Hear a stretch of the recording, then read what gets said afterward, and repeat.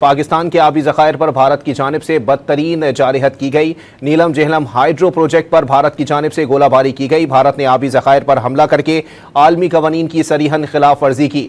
नौसेरी dam दरियाए नीलम पर वाक़ antique structure को गुज़िश्ता शब 2 बजे निशाना बनाया गया।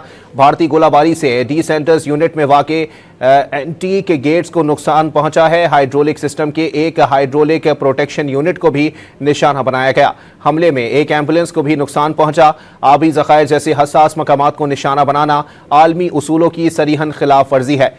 पाकिस्तान के आबी ज़खायर पर भारत की जानिब से बदतरीन जारहत की गई। नीलम जहलम हाइड्रो प्रोजेक्ट पर भारत की जानिब से गोलाबारी की गई। भारत ने आबी ज़खायर पर हमला करके आलमी कवानीन की सरीहन खिलाफ वर्जी की। नौसेरी डैम दरियाए नीलम पर वाक़ एंटीक स्ट्रक्चर को गुज़िश्ता शब 2 बजे निशाना बनाया गया।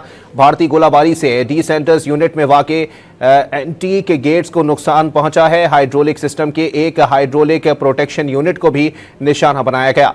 हमले में एक एम्बुलेंस को भी नुकसान पहुंचा। आबी ज़खायर जैसे हसास मकामात को निशाना बनाना आलमी उसूलों की सरीहन खिलाफ वर्जी है।